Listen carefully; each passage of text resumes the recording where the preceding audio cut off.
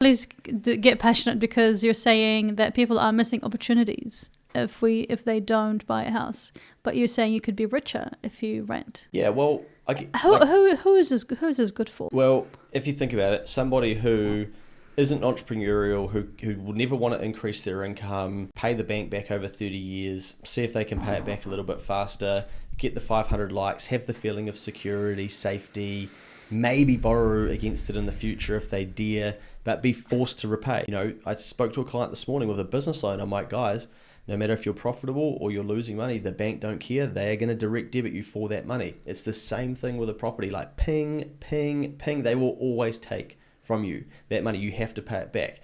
And we don't think about how we couldn't afford the property. That's why we had to use so much debt to do it. So we think about, can I afford the repayments? So with a business owner, they get the same teaching, like just get as much debt as you can and buy as big of a house as you can.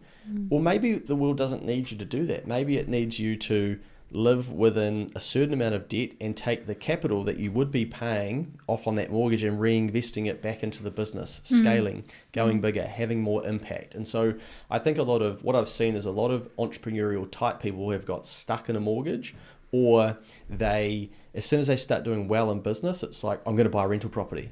We think, why don't we just scale the business up? Or why don't we, buy a commercial building or something else? Oh, don't know, I haven't learned about that. Okay, that's cool. So we don't need to rush into getting a rental. Let's look at other options that you may have. It could be shares, etc. So there is no like hard and fast rule.